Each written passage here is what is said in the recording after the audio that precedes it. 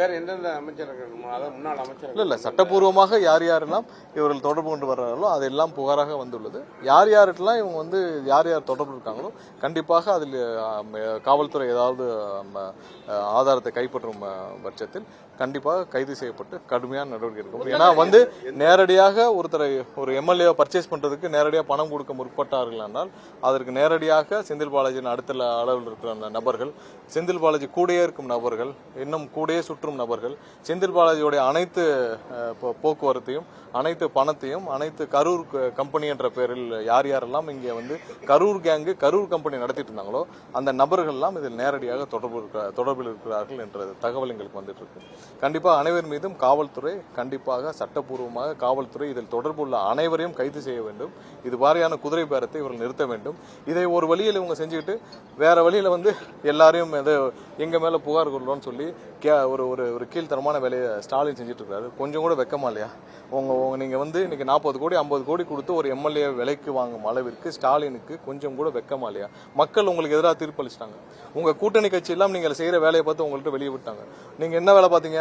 எடப்பாடியை முதல்வராக்கணும்னு போய் ஒவ்வொரு கூட்டணி கட்சி தலைவர்கிட்டும் பேசிருக்கீங்க. இதற்கு மேல கேவலமான வேலையை ஸ்டாலின் செய்ய முடியுமா? அதையும் செஞ்சு விட்டு இன்னைக்கு அதுலயே ஒரு வெற்றி பெற முடியாமல் இன்னைக்கு ஒவ்வொரு எம்எல்ஏவும் 50 கோடி கொடுத்து பர்ச்சேஸ் பண்ற வேலையை 40 கோடி 50 கோடி கொடுத்து பர்ச்சேஸ் பண்ற வேலையை ஸ்டாலின் செஞ்சுட்டு இருக்கிறாரு.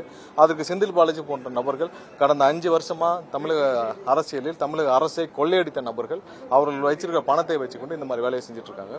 இன்னைக்கு நேரடியாக செந்தில் பாலாஜி தொடர்புடைய ஒரு நபர் பேரம் பேசியதெல்லாம் நம்ம கண்டுபிடிக்கப்பட்டோம். இன்னும் எத்தனை பேர் இது மாதிரி பேரம் பேசிட்டு இருக்காங்க? யாராலும் ஒண்ணு மட்டும் ஸ்டாலின் புரிஞ்சுக்கணும். எங்களுடைய எம்எல்ஏக்கள் எல்லாம் 3 லட்சம் 4 லட்சம் செலவு பண்ணி உங்களை மாதிரி 1000 கோடி இல்ல 500 கோடி ஒரு மாவட்டத்துக்கு செலவு பண்ணலாம். இங்க யாரும் இல்ல 3 லட்சம் 4 லட்சம் செலவு பண்ணி தான் எங்க எம்எல்ஏ ஆனாங்க. அடுத்த தேர்தலும் நாங்கள் இப்படித்தான் எதிர்கொள்வோம். ஒவ்வொரு தேர்தலும் நாங்கள் எங்க எம்எல்ஏலாம் 2 லட்சம் 3 லட்சம் செலவு பண்ணி அவங்களால முடிஞ்சளவு பிரச்சாரத்தை பண்ணுவாங்க. மக்கள் எங்களுக்கு வாக்களித்திருக்காங்க. மக்கள் அனைவரும் 100% நம்பிக்கையோட எங்களுக்கு வாக்களிச்சிருக்காங்க. உங்களை மாதிரி ஓட்டுக்கு 2000 கொடுத்தோம் இல்ல ஒரு தொகுதிக்கு 70 கோடி செலவு பண்ணியாலும் இங்க யாரும் வரல. அதனால எங்களுடைய எம்எல்ஏக்களுக்கு அதே 2 லட்சம் 3 லட்சம் இருந்தா போதும். அடுத்த தேர்தலை எப்ப வேணாலும் சந்திப்போம்.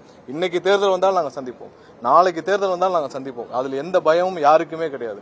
நீங்கள் இந்த கேவலமான வேலையை விட்டுட்டு உண்மையாக நீங்கள் செய்த மக்களுக்கு என்ன 5 வருஷம் நீங்க என்ன கெடுதல் செஞ்சீங்க, என்ன தீய வேலைகள் செஞ்சீங்க, அதை உணர்ந்து மக்களிடம் மன்னிப்பு கேட்டுவிட்டு தயவு செய்து அரசியல் இருந்து ஒதுங்கிருங்க. திரு ஸ்டாலின் இதுக்கு மேல நீங்க அரசியல் இருந்து ஒதுங்கிருங்க. ஏன்னா இது வரைக்கும் ஒரு முதலமைச்சர் வேட்பாளர் தோற்றுருக்கலாதா? ஒரு முதலமைச்சர் வேட்பாளர் முதலமைச்சராக இருந்தவர் இன்று அரசியலில் தோற்று போயிருக்கிறார். இதற்கு மேல என்ன கேவலம் இருக்கு? கடந்த 50 வருஷத்துல அந்த மாதிரி நடந்திருக்கா? 50 வருஷத்துல ஒரு திமுகவுடைய ஒரு முதலமைச்சர் வேட்பாளர் தோற்று போயிருக்கிறார். அதுதான் மக்கள் உங்களுக்கு கொடுத்த ஒரு பாடம்.